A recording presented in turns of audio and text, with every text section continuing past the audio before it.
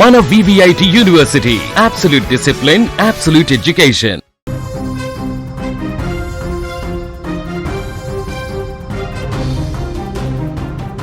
దేశవ్యాప్తంగా లక్షలాది మంది విద్యార్థుల భవిష్యత్తును ప్రశ్నార్థకరంగా మార్చిన నీట్ ప్రశ్నాపత్రాల లీకేజీల వ్యవహారం ఇప్పుడు తీవ్ర రూపం దాల్చింది.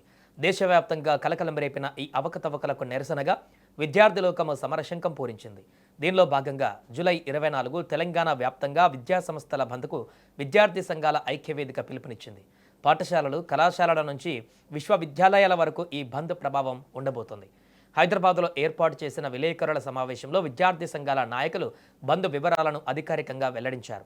ఈ పోరాటంలో ఏ ఒక్క సంఘము కాదు, ఎస్ఎఫ్ఐ, ఏఐఎస్ఎఫ్, ఎన్ఎస్యుఐ, పీడీఎస్యు, అదేవిధంగా ఏఐఎఫ్డిఎస్, ఏఐఎస్బి, ఏఐపిఎస్యు వంటి ప్రధాన విద్యార్థి సంఘాలన్నీ ఐక్య వేదికగా ఏర్పడి బంద్ను నడిపిస్తున్నాయి. ఇక బంద్లో ప్రధాన డిమాండ్లు ఇవే: కేంద్ర విద్యాశాఖ మంత్రి రాజీనామా, వరుస పరీక్షల నిర్వహణలో దారుణంగా విఫలమైనందుకు నైతిక బాధ్యత వహిస్తూ కేంద్ర విద్యాశాఖ మంత్రి ధర్మేంద్ర ప్రధాన్ వెంటనే తన పదవికి రాజీనామా చేయాలి, వరుస లీకేజీలతో నమ్మకం కోల్పోయిన నేషనల్ టెస్టింగ్ ఏజెన్సీని తక్షణమే రద్దు చేయాలి, విద్యా వ్యవస్థ స్వయం ప్రతిపత్తికి భంగం కలిగిస్తున్న VVBSA బిల్లును కేంద్ర ప్రభుత్వం వెనక్కి తీసుకోవాలి. ఇక కేంద్ర ప్రభుత్వం దేశ విద్యా వ్యవస్థను తీవ్ర సంక్షోభంలోకి నెట్టిందని విద్యార్థి సంఘాల నాయకులు మండిపడ్డారు. దేశ రాజధాని ఢిల్లీలో నీట్ అక్రమాలపైన శాంతియుతంగా నిరసన తెలిపిన విద్యార్థులు యువతపైన పోలీసులు జరిపిన దాడిపై తీవ్ర ఆగ్రహం వ్యక్తం చేశారు. శాంతియుతంగా హక్కుల కోసం పోరాడుతున్న విద్యార్థులపైన లాఠీచార్జ్ చేయడం ప్రజాస్వామ్యానికి విరుద్ధం.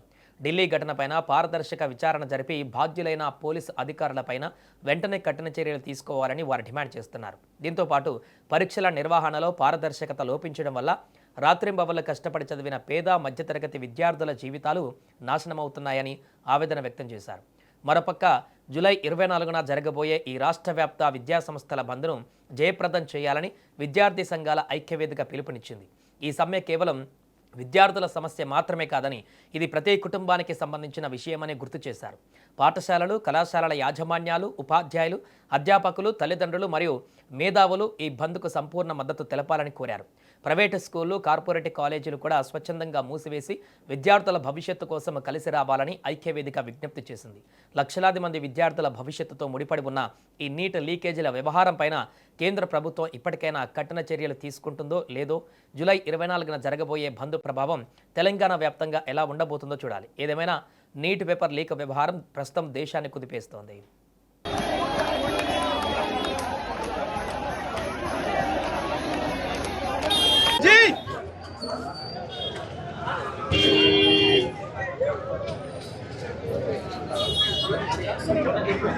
फोटो फोटो दी फोटो